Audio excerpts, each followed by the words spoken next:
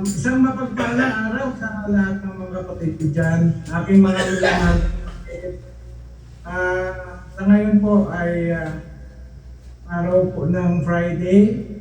At nandito kami ni Jai Jai.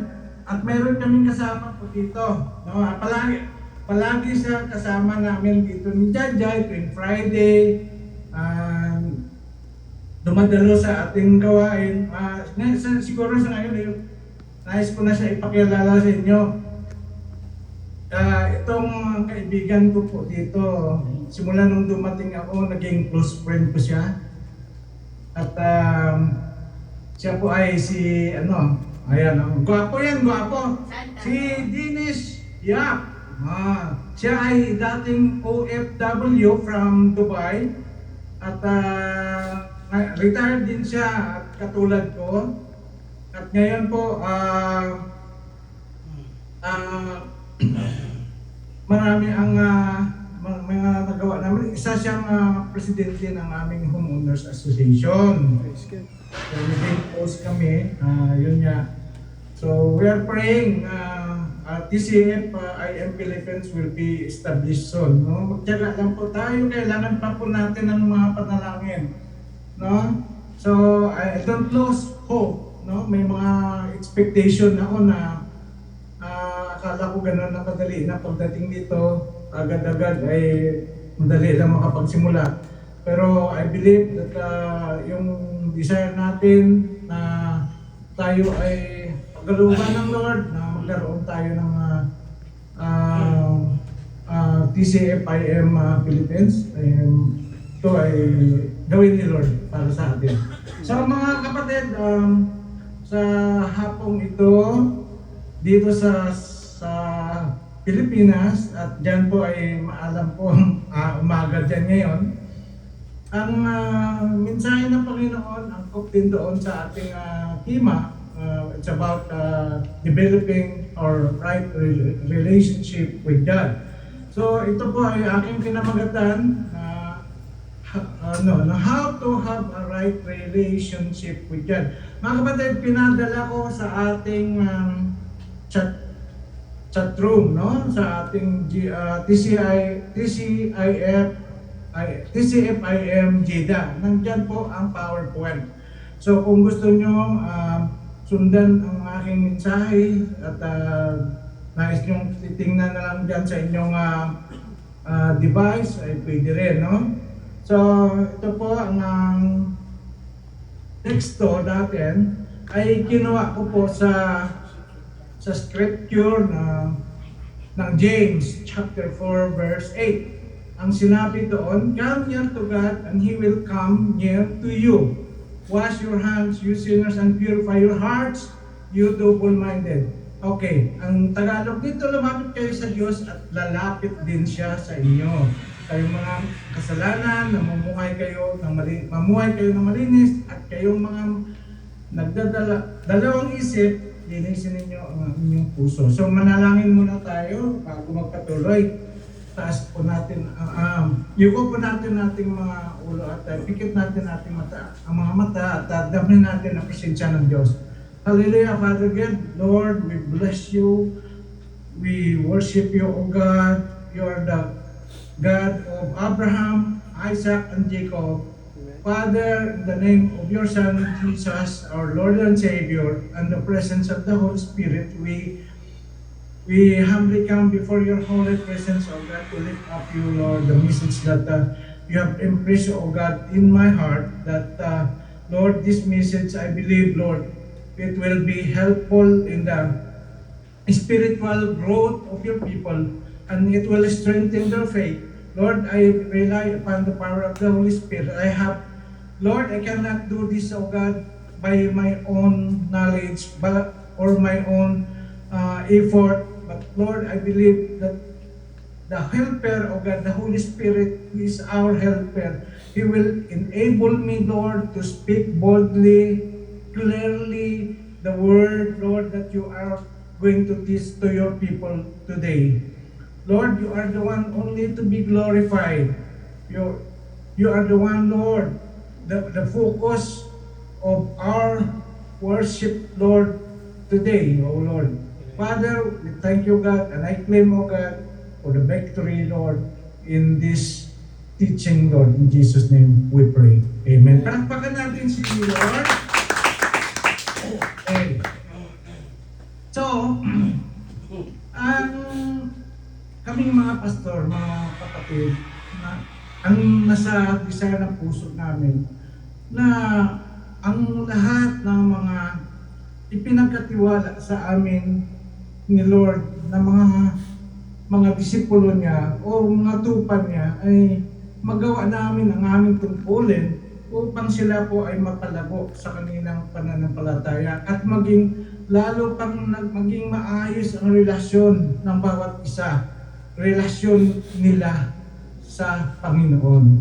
So, ito po ay impress din sa akin ni Lord ang James chapter 4 verse 8 na kung saan sinasabi niya, lumapit kayo sa Diyos at lalapit din siya sa inyo. Totoo nga naman na ang Diyos, di niya tayo ginawa na parang robot, na disusi. So, binigyan niya tayo ng free will. Pwede tayong hindi lumapit sa Kanya, pwede tayong lalapit sa Kanya, pwede tayong mahalin siya, pwede natin hindi siya mahalin. Pero ang nais ng Lord, ang nais niya na tayo ay maging close sa Kanya. Nais niya magkaroon po tayo ng tamang relasyon sa Kanya. No? So, ang tamang relasyon sa Diyos ay nagsisimula saan? Nagsisimula ito sa pagtanggap natin ng Kanyang kaloob. No? Ang kaloob niyang libre. Ito po yung buhay na walang hanggan o kaligtasan. No? Ito ay pag magkaroon ka ng relasyon, nagsisimula ito katulad ng relasyon ng mag-asawa. Hindi bigla na maging mag-asawa sila. Ito, ang relasyon ng mag-asawa ay nagsimula una sa pagiging magkasintahan, magliligawan ng lalaki si babae. No? Iwan ko kung mayroong babaeng nanliligaw sa lalaki. Pagkatapos, na tinanggap niya yung babae ang alok na pag-ibig ng lalaki, ay masasabing sila po nagkaroon na ng relasyon. Sila po ay sabi nga na, magkadiwa, no? Sila po ay magkasintahan na. And then, pagkatapos ng sila po ay magkasintahan, ito ay ahantong din. Kung sila hindi masira ang kanilang relasyon, dire-diretso na yan sa pagpakasal po nila bilang mag-asawa. No? So, ganun din mga kapatid. Dan ganun din sa ating relasyon sa Diyos. Mga kapatid, ang unang hakbang para magkaroon tayo ng relasyon sa Diyos ay ang pagtanggap ng alok ng Diyos na kaligtasan. Tanong, mga kapatid, tanong, ano ang ibig sabihin ng kaligtasan na inaalok ng Diyos sa pamagitan ni Jesus? Saan ba itong kaligtasan ito? Alam nyo, ang tanong na ito, ang pinakasentro na mensahe ng Biblia. Sa madaling salita, mga kapatid, ang kaligtasan ay ang pagligtas ng Diyos sa atin mula sa kapahamakan. At ang pagbalik, no? At ang pagbabalik ng ating nasirang relasyon sa Kanya. Bakit nasira ang ating relasyon sa Kanya?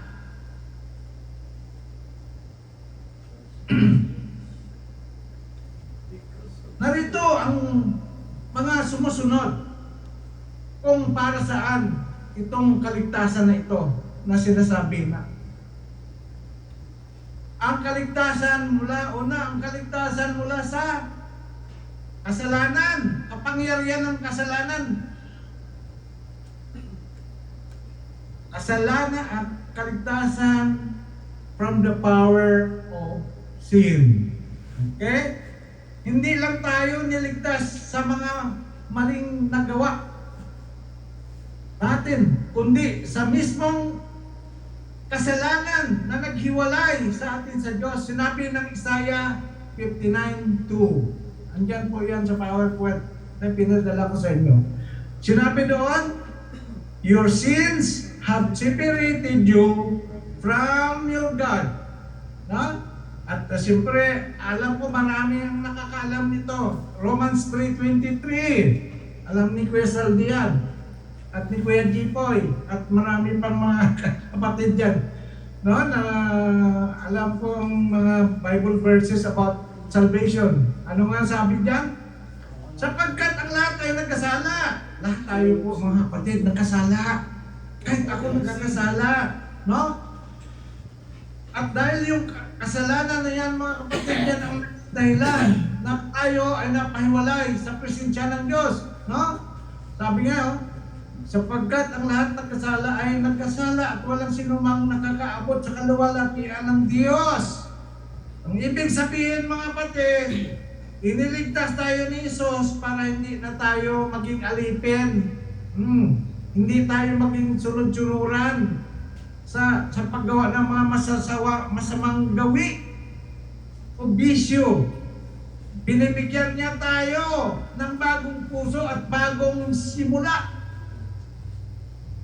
Nagkaroon ng pagbabago, pero yan ay tatalakayin ko rin mamaya yan. So, una, kaligtasan mula sa kapangyarihan ng kasalanan. No? Kaligtasan mula, pangalawa, kaligtasan mula sa kamatayan at hatol. Ito po yung kaligtasan for the penalty of our sin. Ayon sa Biblia mga kapatid, ang kabayaran ng kasalanan ay ano? Kamatayan. Di ba? Hindi lang physical, kundi spiritual death. Mga kapatid, lahat ng tao mamatay naman talaga eh. Ang physical, di ba? No? Pero si Eva at si Adan mga kapatid, nung sila nagkasala, they are separated from the presence of God. Ito yung equivalent na nagkaroon po tayo ng spiritual death, no? So, ito yung pagkakahiwalay sa Diyos habang buhay. So, in Romans 6:23, may iyong kabayaran, di ba? Sapagkat kamatayan ang kabayaran ng kasalanan. Ngunit ang libreng kaloob ng Diyos ay buhay na walang hanggan sa pamamagitan ni Kristo Jesus na ating Panginoon. Ibig sabihin nito, dahil tinanggap ni Jesus ang parusa na dapat sa atin ito ipataw. Siya ang nagpapago sa krus. No? Siya ang tumanggap ng mga sakit. Bago siya ipinako sa krus. Di ba nilatigo pa siya? Tinuya pa siya, pinapasan pa sa kanya yung napakabigat na krus. Di ba? So, ayan, dapat tayo para sa dapat tayo yung ipako sa krus eh. Kasi tayo nagkasala eh. Pero inagaw niya. Sabi niya, ako na lang, no? Siya na umako ng parusa para sa atin. So, iniligtas niya tayo para sa mga parusa na dapat, no? Tayo ang karapat-dapat noon. Sana ang tatanggap ng mga parusa na yon. So, iligtas niya tayo, siyempre na sa plot ng Diyos. Pangatlo, kaligtasan mula sa kawalan ng pag-asa. No? Iniligtas niya tayo sa pagiging state of hopelessness. Maraming tao na naging hopeless. No? Akala, may mga problemang dumating sa buhay nila, nawala ng pag-asa, naisipan nila na magpakamatay na lang. Kasi wala ng pag-asa, no? So mga kapatid, inaalok din tayo ng kaligtasan mula sa walang kapuluhang buhay dito sa mundo, no? Ang buhay natin sa mundo ay panandalian lamang mga kapatid. Hindi tayo mabuhay dito ng katulad ng mga sa unang panahon sa Old Testament na umabot ng ilang years? Almost 900 years, 100 years, no?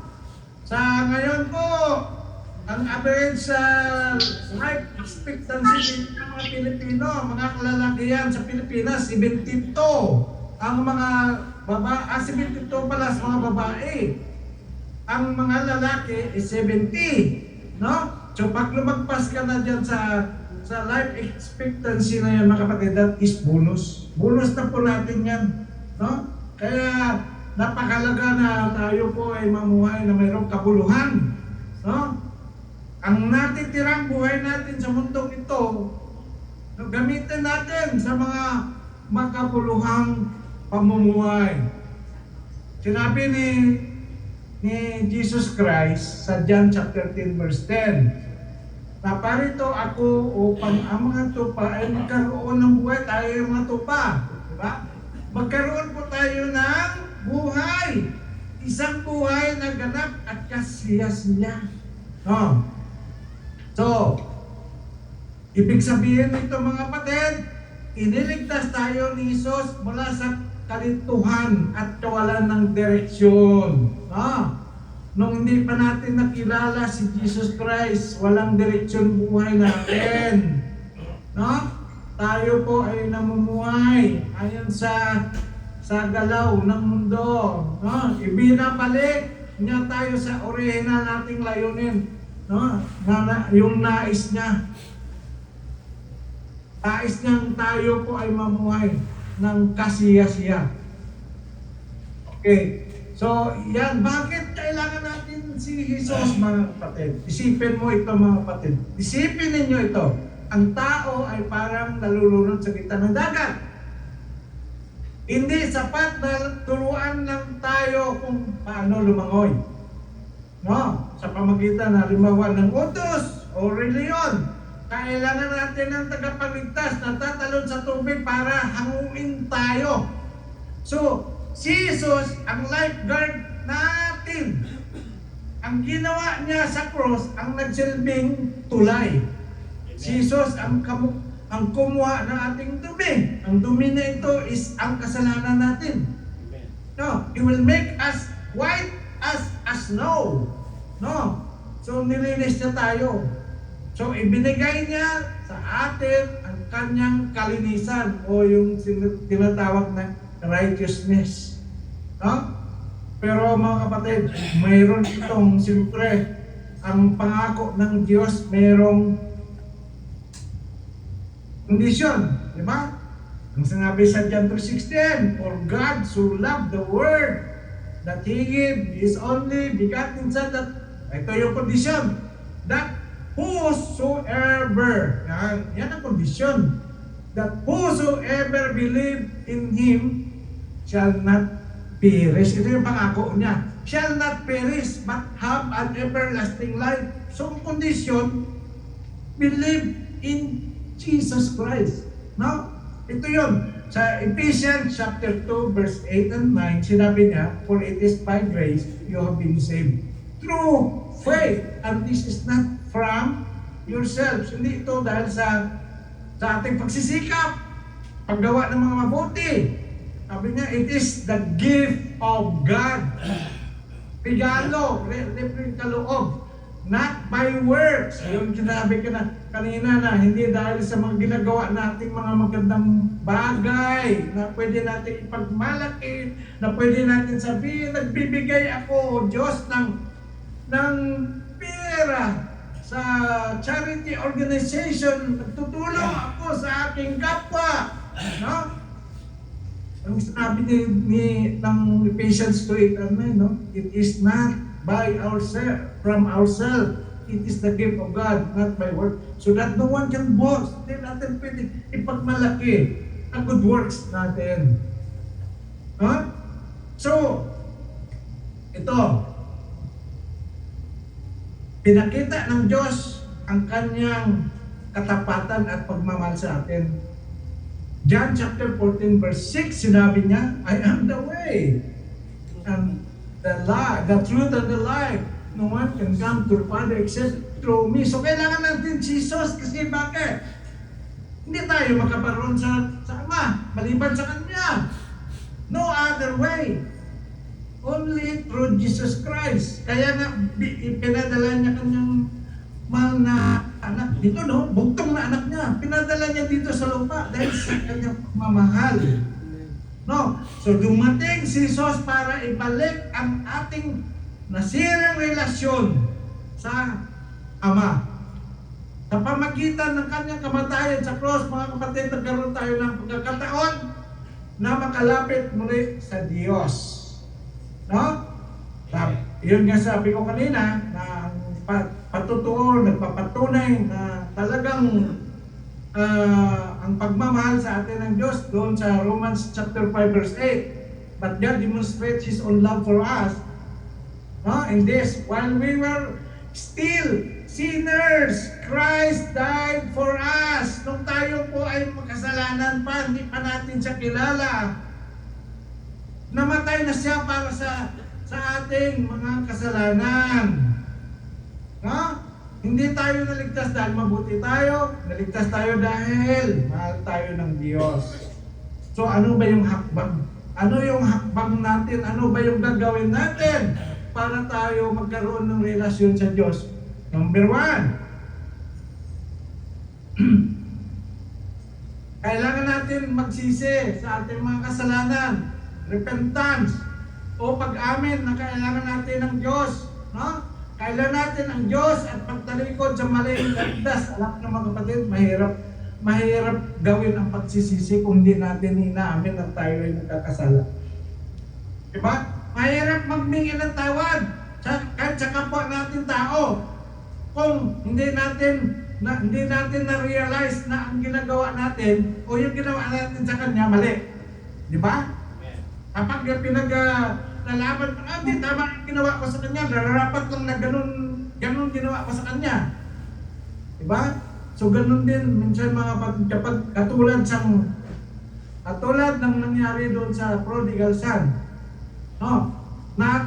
Nagising lang siya, nalimpungatan lang siya, no? Nagkaroon siya ng anong tawag dyan? Nagkaroon siya ng realization nung dumating na yung paghihirap. Yung kahirapan na naranasan niya na kung saan nagkaroon ng famine doon sa lugar na pinuntahan niya, naubos ang pera niya at nagtrabaho siya bilang tagapakain ng baboy at yung dahil sa gutom na gutom siya, pati pagkain ng hayop o ng baboy, kinakain niya at nagkaroon siya ng realization na sabi niya, nandoon sa Ama, nandoon sa tahanan ng aking Ama, masasarap yung mapagkain doon kahit ng mga naglilingkod sa Ama ko, masasarap, masagana sa pagkain doon. No? So, nagkaroon siya sa puso niya, nagkaroon siya ng realization, nagkaroon siya ng plano, na plan of action, kung anong gagawin niya. Manumbalik siya sa kanyang Ama. At kung anong gagawin niya, humihingi siya ng tawad, pinapractice na niya kung ano mga word na kanyang sasabihin sa kanyang Ama. Di ba? Sabi niya, Ama, malaki ang aking pagkakasala sa iyo at sa langit. Di ba? Patawarin mo ko. Di ba? Kasi sometimes the Lord is allowing us to do, no? Hindi siya, yan nga sabi, hindi tayo pipigilan ng Diyos kung anong gagawin natin. Hinayaan lang niya tayo na kapag tinahak natin ang isang desisyon na yan at maranasan natin, no? Minsan yan ang magtuturo sa atin. No? So kailangan natin mga kapatid, una ay ang pagsisisi sa ating mga nagawang kasalanan. No? Tapos sabi doon sa Acts chapter 3 verse 19, anong sabi doon? Repent therefore and turn back to you that your sins may be blotted out. So kailangan pala ng repentance para ang ating kasalanan parang blotted, yung tinatanggal yung mata, no? Para matanggal, ganon, blotted out. So, pangalawa po, mga kapatid, kailangan natin mananampalataya. Ang pananampalatayang sinasabi dito ay pananampalatayang nakapagliligtas. Ito yung pagtiwala na sapat ang ginawa ni Jesus para iligtas ka or iligtas tayo. No? Paniwalaan po natin na ang ginawa ni Jesus sa krus ng Kalbaryo ay sapat na para tayo magkaroon ng kaligtasan. Ha? Hindi na kailangan tayo magpapako mismo ang sarili natin tuwing Biyernes Santo. Sa Pampanga, di ba? Maraming gumagawa niyan. Na kanila nga nagkaroon ng panata. No? Nagkaroon sila ng panata at sinasaktan nila ang sarili nila. Si Jesus Christ, siya, yung ginawa niya is enough. No? Sapat na yung ginawa niya, siya nagpapako para sa kasalanan natin.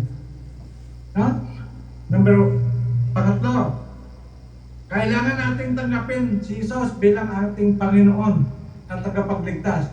Romans 10:9, ang sabi, if you confess with your mouth that Jesus is Lord and believe, kailangan natin maniwala sa ating puso. Sabi niya doon, no?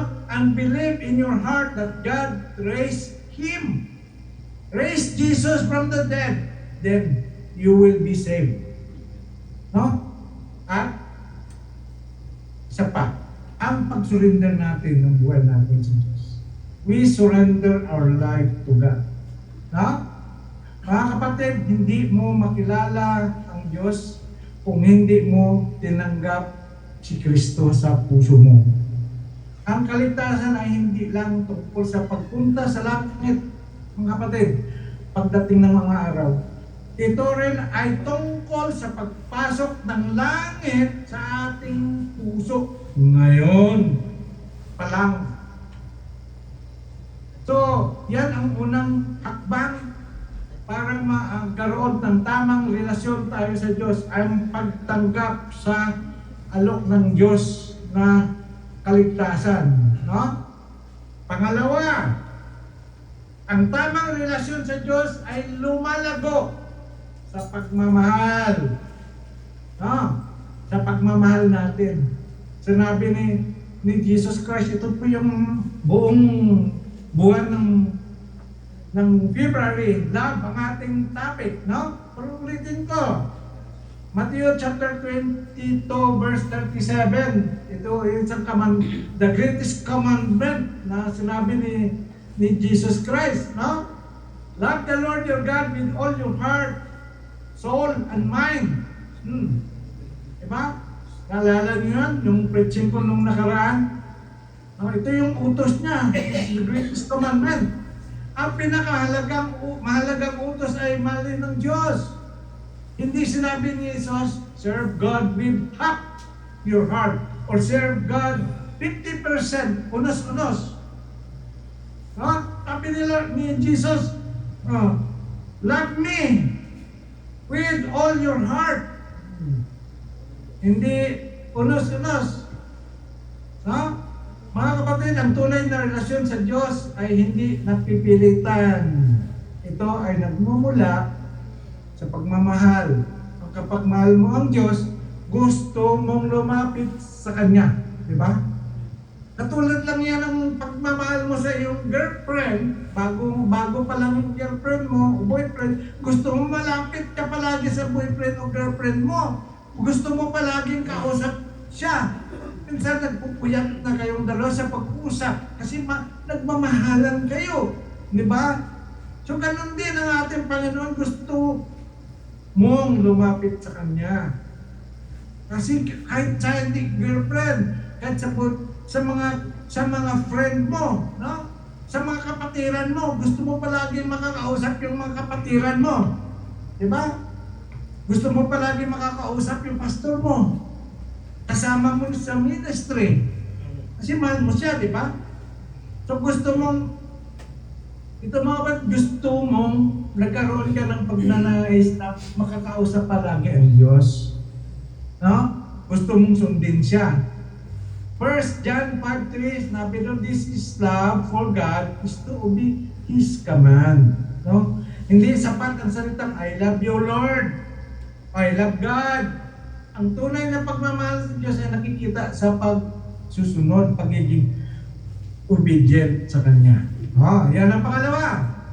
ang tamang relasyon sa Diyos ay lumalago sa pagmamahal, no?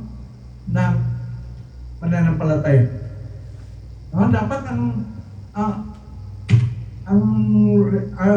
tawag dito, ang mananampalataya ay nagpapractice ng pag-ibig. Ito ay katulad ng mag-asawa na nagmamahalan, mga kapatid. Isipin ninyo ang isang mag-asawa na nakatira sa isang bahay. Nakikita sila araw-araw, pero hindi sila nag-uusap. So walang lambing, walang pagmamahal. Technically, mag-asawa pa rin sila, pero may problema ang relasyon nila. Tama ba? Diba? Di ba mayroon ganon? Pag nag-away, hindi nagpapansinan, kahit kung magbanggaan. Yan ang problema. May problema ang relasyon. No? Mga kapatid, minsan ganito ang spiritual life natin bilang mga Kristiyano. No? Nagsisimba tayo, madalo tayong Bible study, tapos pinagmamalakit natin na may reliyon tayo, pero may problema ang pagmamahal natin sa Diyos. Ang sabi ni Jesus, love the Lord your God with all your heart, hindi kalahati, kundi buong puso. No? So, pangatlo, ang tamang relasyon sa Diyos ay pinapalalim ang kanyang prayer life, no? Pinapalalim ang kanyang prayer life. Jeremiah 33:3. Actually, maraming mga Bible verse na magandang i-quote ko para sa prayer. Diba marami tayong minimemorize yan during prayer meeting, pero ito lang ang ginamit ko dito. Jeremiah chapter 33 verse 3. Sabi niya, call to me and I will answer you and tell you great and unsearchable things you do not know. Mga kapatid, ang prayer ay communication natin sa Diyos. Isipin na ninyo ito, kung may mag-asawa na hindi nag-uusap, unti itong namamatay. Ganon din sa relasyon natin sa Diyos. Diba? Kung hindi tayo nagpipray, hindi natin kinakausap si Lord. So, may tendency, manlamig tayo, lalayo tayo sa Diyos. Kaya gano'n na lamang ang kulit ko, nandyan pa ako. Mag-pray tayo. No? I do believe si Pastor Eli, gano'n din. Prayer na, may prayer na, prayer meeting na. No? Dapat maging excited kayo, mga kapatid, tayo sa ating prayer life. No? Sa umaga, consistent. Pray bago magpapasalamat sa Lord, no? Pagising sa umaga, tapos sa gabi bago matulog, dapat nanalangin. Hindi yung minsan attitude natin, mga kapatid, para tayong pag niaaya tayo sa manalangin, walang gana, no? Minsan yung mga nag-invite ng manalangin, parang naghihila ng 3 truck na punong-puno ng tinuladang kargada. No? Mahirap yun. So, ihina ang ating pananampalataya kung kulang tayo sa panalangin, Panginoon. Alam niyo, mga kapatid, sinabi niya, di ba palagi sinasabi ito, a prayerful Christian is a powerful Christian. A prayerless Christian is a powerless Christian. No? Kapag lagi na lang nagpe-pray, mas naramdaman mo ang presensya ng Diyos. Simply, when you pray, you believe that you talk to God and you are in the presence of God. Mas nagiging sensitive ka sa boses ng Diyos. Talo mo pa siyang makilala. Mga kapatid, ang revival ay nagsisimula, mga kapatid, sa panalangin. No?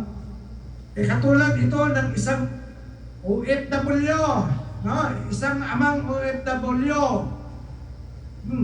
Ang matagal nang nasa abroad, siguro nasa Jeddah yata yon, no? Ang amang OFW na ito.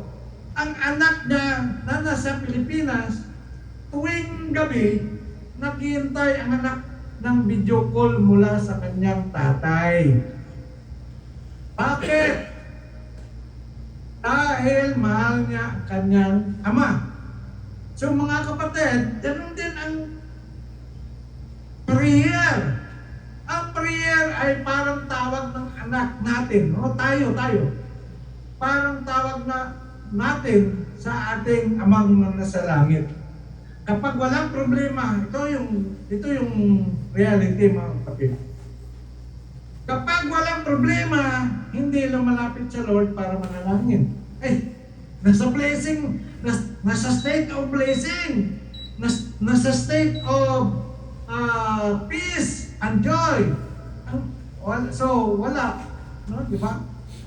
So, dapat, mga kapatid, tayo po ay, anumang sitwasyon, dapat kinakausap natin si Lord. No? Maging dependent tayo kay Lord. No, matuto tayong, kapag wala si Lord, walang magagawa tayo sa ating buhay. No? Pag ganito, para natin sinasabi, God, kaya ko na mag-isa ito, hindi kita kailangan. Di ba lang? So, minsan ganun mga kapatid. Pero kapag may malaking problema, saka pa lang naisip, lumapit sa Lord para manalangin. Pastor, may problema akong malaki. Samahan mo kung manalangin, ipag-pray mo ako. Diba? Ganun na? Mga kapatid, hindi ka nag-pray. Kailangan mag-pray ka, hindi matuto ka rin na lumapit sa kanya kasi sabi niya, knock the door. No? And the door will be open. Seek and you will find. Ask and it shall be given to you. Diba? For everyone who asks, receive. And everyone who knocks the door will be open. So, kapatid, improve your prayer life. Upang masabi mong ikaw ay may tama kang pagmamahal at tamang relasyon mo sa Diyos. No? Ayan. Number 4. Ang tamang relasyon sa Diyos ay pinapatibay ng kanyang salita. Ano yung salita ng Diyos? Word of God, ba? Ang salita niya. Sabi ni David sa Psalm 119 verse 105, Your word is a lamp to my faith and a light to my path. Ang Biblia, mga kapatid, ang Biblia, ang paraan ng Diyos para makilala natin siyang lubusan. Diba? Kaya ganun naman ang kulit namin ni Pastor Ili at ibang mga pastor, Brad, sis, magbasa ka ng Bible. No, hindi lang Friday. Sa gabi. Instead na yung time mo na nababad ka sa panonood ng YouTube, ng social media, mga sa Messenger, no? Ano pa dyan yung ginagawa mo, artificial intelligence, give also time to read, no? To read God's Word. Dahil marami kang matutunan. No? Sabi kong gusto mong makilala ang isang tao, kailangan makinig ka sa kanya. So ganun din sa Diyos, mga kapatid. Ang salita ng Diyos, ang boses ng Diyos para sa atin. Marami tayong ma-discover na kanyang kalooban, kung ano yung gusto niya, kung ano yung nais niya. Kung tayo po mayroong meditation, no? Mag-allocate tayo ng time to meditate, to read God's Word. Kung wala ang salita ng Diyos, mga kapatid, maliligaw tayo. mahina ang ating spiritual life. Madali tayong matukso at madali tayong malinlang. Mga kapatid, si Satanas will burst sa salita ng Panginoon. Siguro alam niyo yan sa Matthew chapter 4, sa temptation of Jesus. Anong ginamit ni Satanas doon? Word of God, Scripture. Diba? If you're the Son of God, you can turn this stone into bread. Oh. Ano sabi ni Jesus Christ? Word of God yun Scripture yun Anong sinagot ni Jesus Christ? Ayun, hindi lamang sa pamagitan ng pagkain ng bubuhay ng tao, kundi sa salita ng Panginoon. God does not live in bread alone, but in every word that cometh from the mouth of God. Yan. So, kung tayo po ay hindi kulang ang ating kaalaman, hindi basta-basta tayo malilinlang. No? Mamaya may nag-share sa iyo ng salita ng Panginoon, no? Or nag-quote ng tungkol sa Bible, no? At naniwala ka. No? Naniwala ka kaagad-agad kasi kulang ka nga sa alam eh. So, yan ang encouragement namin. Mag-aral tayo ng salita ng Panginoon. We have to meditate, we have to listen, no? We have to listen when somebody, any servant of God teaching you, no? Magkaroon ka ng, mag-desire ka na magkaroon ka ng, because that's part of discipleship. Sabi ni Paul kay Timothy, teach those you have learned from me to people who have the heart, the heart of a teachable heart. Ituro mo ang mga natutunan mo sa akin doon sa mga tao na mayroong puso handang magpaturo. No? So, pero kapag puno ang puso mo ng salita ng Panginoon, mga kapatid, nagiging malakas ang pananampalataya mo. No? Hindi lang dapat tayo, at ito, kung tayo pa ay nakarinig ng salita ng Panginoon, kailangan po natin maging doers tayo. Sa James chapter 1 verse 22, be doers of the word and not only hearers. Doers daw tayo. No? Not only hearers only.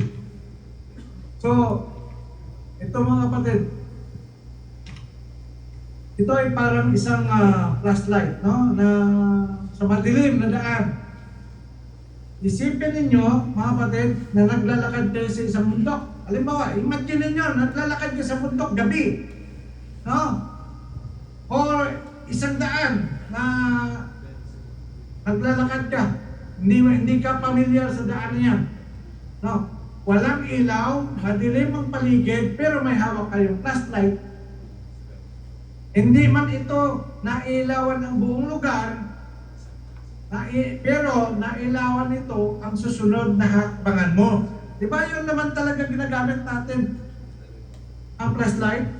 No? So, ganun din mga kapatid ang salita ng Panginoon. Hindi man nito sinasagot lahat ng tanong sa buhay natin ngayon, pero ginagabayan tayo nito sa susunod na ating hakbangin. Kaya sabi ng Bible, sabi ni David, your word is a lamp to my feet and a light to my path. No? Okay, next. Ang panglima, para magkaroon ng tamang relasyon sa Diyos, ito po ay nakikita sa ating pagiging masunurin. No? Makikita sa pagiging obedient natin. No? John 14 verse 15. If you love me, keep my commandments. Tinuro ko na rin to last week. Mga kapatid, maraming gustong tumanggap ng blessings ng Diyos. Pero, ayaw tanggapin ang authority ng Diyos sa kanilang buhay. Ang tunay na relasyon sa Diyos ay may, number 1, surrender, submission, at number 3, obedience. Tingnan natin si Abraham. Diba? Siguro pamilyar naman tayo na si Abraham ay tinawag ng Diyos. Lisanin ang lugar ng kanyang ama. Doon sa may Ninibe ba yan? Bandang Ninibe? North of Iraq. No? Pero hindi nagkatubili si Abraham. Sinunod niya kaagad ang utos ng Diyos. Agad siya sumunod kahit hindi niya alam kung saan siya pupunta. Kasi tinanggit ni Lord, may pangako ang Diyos sa kanya, I will make you. No? I'll send you to the place full of honey and bread. No? Nagtiwala siya sa Diyos. Kaya sinabi ng Biblia na si Abraham ay kaibigan ng Diyos. No? Ayan. Para bata. Sama niya kanyang ama. May naglalakad sila, no? Naglalakad ang mag-ama. At biglang nagsigaw ang kanyang ama, "Anak, tigil!" Hindi alam ng bata kung bakit. Pero kung susunod siya, agad maliligtas siya. Kung hindi siya susunod, maaring mabangga siya ng mabilis na parating na sasakyan. Diba? Hindi siya mapahamak. Mga kapatid, minsan hindi natin naintindihan ang utos ng Diyos, diba? Minsan hindi natin naintindihan ang utos ng Diyos. Pero tandaan natin mga kapatid, ang utos ng Diyos ay hindi para tayo mapahamak. Hindi, ang utos ng Diyos para hindi tayo dadalhin sa ating kapamakan o masamang mangyari sa buhay natin. His commandment is for our own good, para sa ating kabutihan. Because they are given to bless us, guide us, and protect us from harm. Remember mga kapatid, God is our Creator. He has the control of everything under heaven and earth. No? He is omnipotent God. Sinabi nga niya, for my plan, no? For you is not to harm you. At but to prosper you and give you a good life, no? His instruction reflects a perfect understanding of what is best for us. Kaya nga, pinakita na niya yun, ba? May plano ang Diyos sa atin na maganda. Minsan, lumilis lang tayo sa magandang plano ng Diyos sa atin. Sinabi ng Lord, gawin mo to, ganito, katulad ni Moses, sinunod din niya ang utos ng Diyos upang pangunahan ang bayan ng Israel. No? Nagtiwala siya sa utos ng Diyos. For I will never leave you nor forsake you. Yun ang mga pangako ng Diyos sa mga lingkod niya noon. At ganoon din, yan din ang pangako niya para sa atin. Hindi niya tayo iiwanan. Hindi niya tayo pabayaan. Kahit nakita po natin, nangyari man ang mga pangit na bagay sa buhay. Katulad sa nangyari kay Joseph, the dreamer. Diba? Nakita natin na inapis siya ng kanyang mga kapatid. Hinulog siya sa balon. Tapos, ibininta siya sa sa Arabo. Di lang natin kung anong klaseng Arabo yun. Saudi ba? Or Jordanian Arabs or whatever Arab. Pero dinala siya ng Arabo sa Egypt. Pagdating doon sa Egypt, makita po natin kung anong mga nangyari doon. Nagtrabaho siya. Servant ng Pero. Doon kay Potiphar. Ang asawa ni Potiphar. May gusto sa kanya kasi gwapo. Parang si Pastor Eli lang ang gwapo yun. Si Joseph the Dreamer. Wala kang kaso. Nangyari. Hindi siya bumigay sa temptasyon. Tumakbo siya sa temptasyon. Pero ganun pa rin. Pinakulong pa rin. Nakulong pa rin. At pagdating doon sa kulungan, doon na-discover ang kanyang gift. Yun ang naging daan upang siya ay mapunta kay Pero. Dahil pina-interpret ni Pero ang kanyang panaginip. At nag-believe umanga si Pero sa kanya, ginawa siya governor of Egypt. Mga kapatid, God works together. Sinong naka-memorize niya? God works together for the good of those who love God. Diba?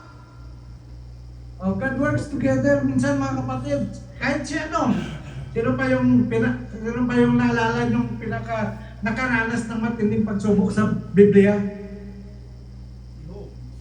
Si Job. Ayan, narinig ko. Si Job. So alam naman natin siguro kung ano nangyari kay Job. Nawala yung kanyang mga ari-arian, mga kayamanan, yung mga hayop niya. Tapos, pati yung anak niya, namatay yung mga anak niya. Pangatlo, nagkaroon siya ng kitong, sakit.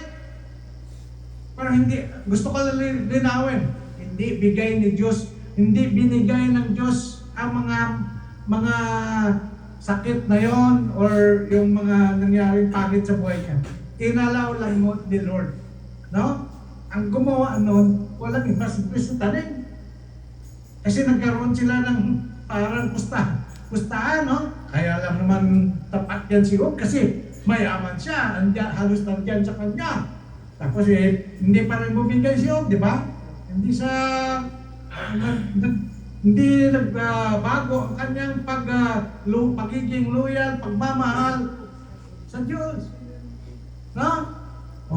Tinisting pangalawa yung subukan mong mamatay ang kanyang mga anak. Pinatay yung anak. Wala. Ganun pa rin. Subukan mo. Liit lang naman ang pinigay na testing sa kanya. Bibigyan kaya siya ng sakit. Ganun pa rin. Loyal pa rin. Mahal pa rin ni Job si Lord. Nagtiwala pa rin si Job kay Lord. So, at the end, mga kapatid, dahil nakapasa siya sa lahat na yun, ibinalik ni Lord. Ibinalik ng Lord. Ilan yun? 7 times? 7? Ang laki. No? Ang dami. 70 times 7 ba yan? Kita mo. 77. Grabe ang nangyari na pagsubok kay Job. No? Pero, binalik na, ni-restore ni Lord ang mga nawala sa kanya. Ganun sa buhay din natin, mga kapatid. No? Kung may nangyayari sa buhay natin, iisipin nyo, hindi kayo pababayaan ni Lord. I-allow it. No? I-allow that this thing in your life to happen. Because He want to show you through that testing, sa pamagitan ng mga testing na yan or trials na yan, ipapakita niya ang kapangyarihan niya sa buhay mo. Ha? Ayos niya, maayos lang ang relasyon mo sa Kanya. Ang tamang relasyon sa Diyos, mga kapatid, ay nagbabago din ang buhay. Magkaroon ng evident na nagkaroon ng pagbabago ang buhay ng tao, ng mananampalataya. 2 Corinthians 5:17, anong kwan doon? Sinasabi? Paki-recite Kuya Jipoy. Paki-recite. 2 Corinthians 5:17. 2 Corinthians 5:17. Corinthians 5:17 daw. If anyone Therefore, Kaya pag sino mang nakipagsabi Kristo ay isa ng bagong nilalang. Wala na ang kanyang dating pagkatao, siya ay bago na. Oh, ayos na. So therefore, if anyone is in Christ, is a new creation, all things have passed away. Behold, all things have become new. Diba? So magkaroon ng pagbabago sa buhay ng tao. Diba? Mga kapatid, kapag may tunay ang relasyon, kapag tunay ang relasyon mo sa Diyos, may pagbabago na mangyayari sa buhay mo. Hindi ka na katulad ng dati. No? Diba? Halos ganun, similar din yung mga testimony natin. Diba? Dati, ganito tayo, marami tayong mga bisyo, dati ganyan tayo, mayabang tayo. Diba? Dati, ganitong hilig natin, binago ng Lord. No? So, mga kapatid, kapag tunay ang relasyon natin sa Diyos, may pagbabago na mangyayari sa buhay natin. Hindi na tayo katulad ng dati, no? Babaguhin tayo ni Lord from glory to glory. No? Diba? May awit tayo niyan sa Tagalog, ano na yan? Binabago ng Diyos. araw-araw. Araw-araw, di ba? So, nagbabago ang iyong isip. Pangalawa, ugali. Ang dati, panamura ka ngayon, magmumura ka rin ba kapatid? Yan. No? Ang lifestyle at priority mo, ano ba yung lifestyle at priorities mo noon, ngayon, ganun pa rin ba? Priority mo pa si Lord? Yan, yung tanong. Unti-unting nawawala ang hilig natin sa paggawa ng kasalanan, di ba? At mga makamundong pagnanasa. Alam na natin yung anong mga makamundong pagnanasa, di ba? Ito ay napapalitan ng pag-ibig sa Diyos at yung hunger for His holiness at yung desire na makapaglingkod sa Kanya. So, ang tunay na relasyon sa Diyos ay nakikita, mga kapatid, sa transformation na nangyayari sa buhay natin. So, kung mayroong taong nakakilala sa atin, makita nila yan. Lalo na sa family natin. No? Sabi noon, dati ito si Kuya, ano nito, dati grabe, palamura ito, dati ganito ang mga ginagawa niya, adik to. Ngayon, hindi na. No? Hindi, iba na yung dati umuusok yung kanya bibig. Umuusok saan? Sigarilyo? Umuusok sa mga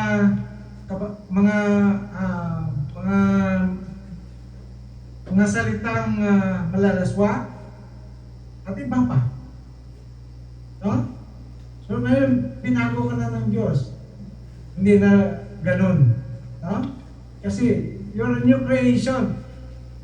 Ito ay katulad ng uod na naging paro-paro, mga kapatid. Siguro nakakita na kayo ng uod na naging paro-paro. Ano yung term na process na yan? May term na natawag natin dyan di ba? Metamorphosis. Si Babes, alam ni Babes yung process na yan Pero hindi ko na lang sabihin ko ano yung process na yan. No? Basta, ang paro-paro ay nagmula sa uod. No? Ang uod ay gumagapang lamang sa lupa. O sa mga dahon. Sa mga dahon ng tanim. Pero dumating ang panahon na ito ay nagiging butterfly. Kapag naging butterfly na ito, hindi na ito bumabalik sa pagka-uod. Ang butterfly, hindi na babalik sa pagka-uod. Tama, di ba? So, ano gagawin ng butterfly? Lumilipad na lang ito sa itaas. Ganon din ang buhay ng taong tunay na nakikilala o tamang relasyon sa Diyos. Pagkatapos na siya binago ng Diyos, hindi na siya bumabalik sa dating makasalanang pamumuhay. So, nagbabago ang kanyang direksyon, mga kapatid. Nagbabago ang kanyang puso. Mga kapatid, ay mga palatandaan o symptoms na ang isang tao o tayo mismo ay medyo lumalayo o walang tama o kulang ang relasyon natin sa ating Diyos. Number 1, walang peace of mind or constant anxiety. Kapag malayo tayo sa Diyos, pakiramdam natin ay nasa atin lahat ang bigat ng mundo. Imbes na magtiwala, laging puno ng kaba at takot. The symptoms, laging stress at hindi makakatulog sa pag-aalala, no? Pag-alala. Dahil nakalimutan may Diyos na may control sa lahat. Sabi nga ng Bible, do not worry about anything, but in everything in prayer and petition and thanksgiving, let your request be known to God. Proverbs 3:5, sinabi din sa Proverbs chapter 3 verse 5. Trust in the Lord with all your heart and lean not on your own understanding. Trust in the Lord with all our heart. At huwag tayo manangan doon sa ating sariling pag-uunawa. Mag-trust tayo kay Lord. Katulad ng pag-trust ni Abraham, ni Moses, no? Yung mga mighty people of faith, no? So, pangalawa po, nauna, walang peace of mind. Pangalawa, madaling mahok sa kasalanan. Kapag malalim ang relasyon natin sa Diyos, sensitive tayo sa mga bagay na nakakasakit sa Kanya. Yung alam natin na the Holy Spirit is ang isang katangian ng Holy Spirit, nag-grave. No, kapag tayo ay gumawa ng hindi tama, nag-grave ang Holy Spirit, di ba? Kapag lumayo tayo, unti-unti na nating nababaliwala ang mali. Symptoms, okay lang yan, maliit na bagay lang naman yan, naintindihan naman ako ni Lord, no? Ganyan yung defense mechanism natin. Hindi na tayo nakakaramdam ng pagsisisi o conviction ng Holy Spirit. Kahit alam na nating labag sa utos ng Diyos ang ginagawa natin. Yan. So, pangatlo, puno ng pride at puno ng pride. Oh, ang taong may tamang relasyon sa Diyos ay mapagpakumbaba. Dahil alam niyang wala siyang magagawa kung malaking buhay niya. No? Kung puno tayo ng pride, puno tayo tama, kahit tayo mali. Di ba? Sabi ng Bible, anong sabi ng Bible? Hindi ko lang makot yung Bible verse. Anong sabi ng Bible? God opposes the proud, but give grace to the humble. Diba? So, ang sintoma, ito yung symptoms. Pakiramdam mo ay kaya mo na ang lahat sa sarili mong diskarte. Hindi mo na siya kinakausap, katulad ng sinasabi ko kanina, hindi ka na nilangin, no? No? Hindi mo na siya kinakausap para humingi ng gabay o sa lahat ng mga desisyon mo. Itong warning sign, mas madalas ang ako, no? Kaysa yung salita Lord. Huh? Ako. Yan ang isang naging ginawa ni Satanas. Di ba? Marami yung sinabi niyang So, ako, magaling ako, kaya ko yan, mas, dahil taas natin, minsan ang ating sarili, instead na glory to God. No, naging glory to me. 4, kawalan ng pag-ibig sa kapwa.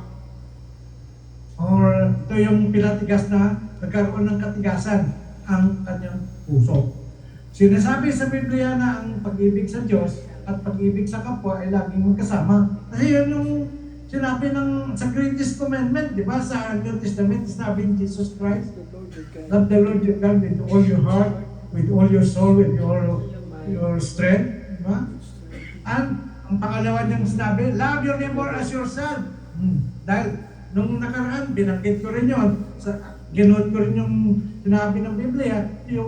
If anyone says he love God but he is not able to love his neighbor, he is alive. Paano mo daw mahalin ang Diyos na hindi mo makikita? Yung neighbor mo, no? Nakikita mo, hindi mo kayang patawarin, hindi mo kayang mahalin, di ba? Ganun din, yan ang kondisyon. Kung tayo nanalangin at sa ating puso, mayroon pa tayong mga tao na hindi natin napapatawad, hindi rin tayo papatawagin. Tinuro ni Lord yan doon sa Lord's Prayer. Forgive us our sin. Sabi ni Lord, di ba? Doon tinuro niyo sa mga disciple, sa Lord's Prayer, Lord, forgive us our sin as we forgive also those who sins against us. Sinabi niya yan, di ba? Sa kondisyon yan. Kailangan natin magpatawad. Kapag tuyo ang relasyon natin kay Lord, nagiging dry din ang pasensya natin sa ibang tao. Amen. Yan ang katotohanan. Number 5, naghahanap ng satisfaction sa ibang bagay. No? Naghanap ng satisfaction sa ibang bagay kapag hindi sapat ang koneksyon natin sa Diyos. So, naghahanap tayo ng ibang makapag-comfort sa atin. Diba? Sinusubukan natin punan ang emptiness gamit ng ibang bagay. At the same time, sobrang pagka-hook sa bisyo, material na bagay, sobrang trabaho, o attention mula sa ibang tao para lang makaramdam ng na mas malaga siya. Ito'y validation, no? Kaya mag-post tayo something sa Facebook, di ba? Mag-post tayo, ilan ang likes? Tingnan natin, di ba? Uy, ilan ang nag-comment? Oh, kasi nagkaroon tayo ng validation, no? Mga kapatid, tapos na po tayo sa mensahe ng Panginoon.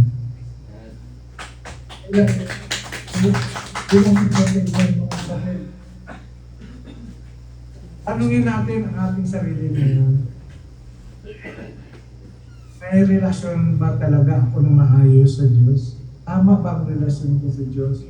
O baka reliyon lang ang meron ako? Ayos ba ang prayer life na meron ako? Meron ba akong hunger para sa salita ng Panginoon? Handa ba akong sumunod sa Diyos kahit mahirap? Kahit hindi ko naintindihan ang kanyang utos? Mga kapatid, ang Diyos ay hindi malayo. Ang sabi ni James, sa James chapter 4 verse 8, draw near to God and He will draw near to you. Lumapit kayo sa Diyos at siya din ay lalapit. No. Kung lalapit ka sa Diyos, lalapit din siya sa iyo. Kung hanapin mo siya, matatagpuan mo siya. At kapag nahanap mo ang Diyos, magbabago ang buhay mo.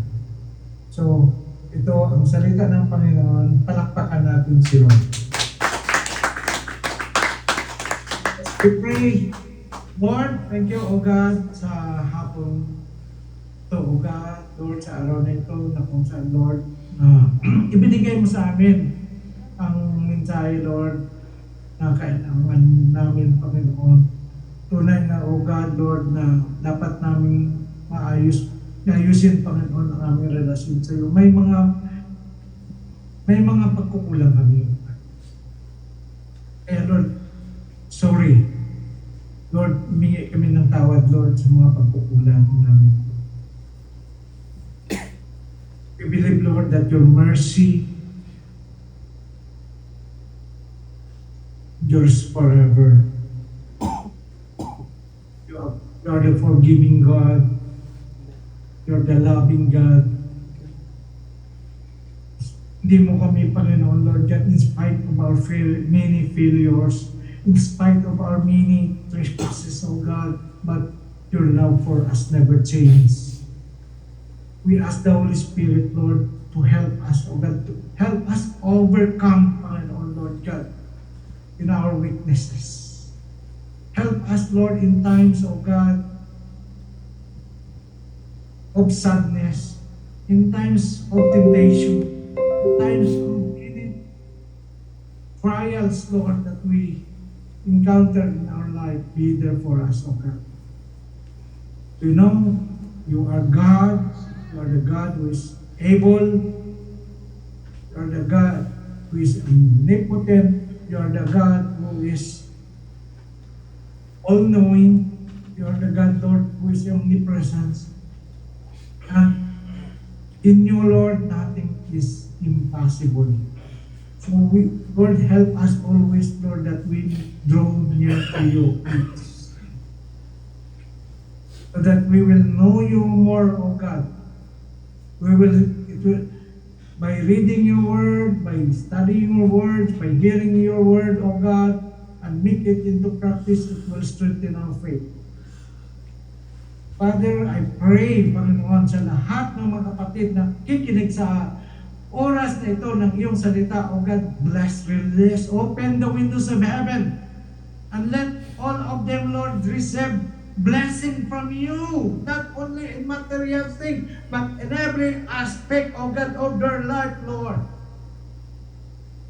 Father, revive your church, Lord, TCFIM, and all our families.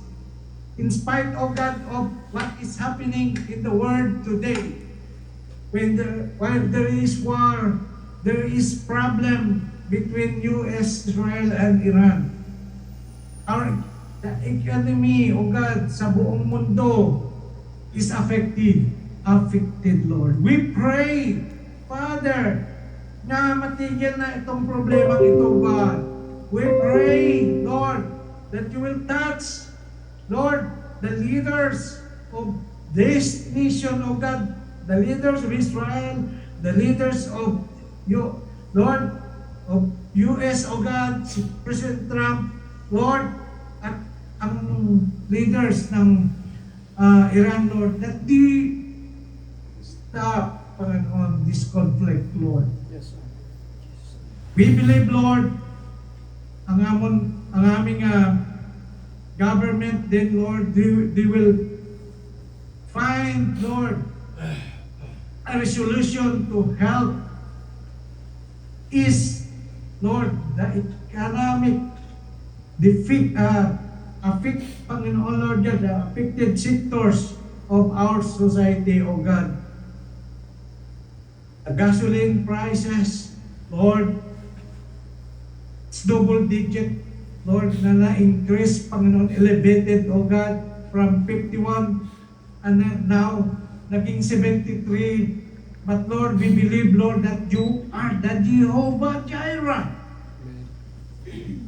You are the God who will supply all our needs according to your riches and glory. We will just trust in you, Lord. Protect my brother and my sister working in Saudi Arabia, Lord. Protect that place, Father God, from any conflict, Lord, from any, Lord, war, missiles, Panginoon, na gamit ng Iran, Lord. Maging hindi lang sa Jeddah, protect the whole kingdom of Saudi Arabia, Lord. Amen. Protect, Lord, even Kuwait, Bahrain, United Arab Emirates. We have a lot of brother and sister living, working as OFW in those places, Lord. Even in Qatar, even in Israel. Father, also protect our Christian brethren, Lord, in Iraq. Our Christian brethren, Lord, in Iran. Marami na po kaming mga kapatid, Lord, na na-convert, Lord, dyan sa Iran. So protect them, Panginoon, Lord, dyan. Lord, we entrust unto you, Lord, everything, Lord, that is, Lord, na sa panahon namin ngayon, do not let us, Lord, be affected, O God, but Lord, this is one of the signs, Lord. Because rumors of war, kingdom against kingdom will happen, Lord. But sinabi mo, but this is not yet the end. This is the beginning of bang. Na kung saan your coming, Panginoon, your second coming is imminent, Lord. It's pinakita mo na ang mga signs. No? But Lord, let us focus, Lord. Our life here on earth, let us focus, Lord, in you, Lord. Na, Lord, we will continue in loving you, serving you, and interest you. And we give you praise, and we give you the highest praise and adoration, O God, in the mighty name of our Lord Jesus Christ. All the children of God will say, Amen. and pagpapalaman ko,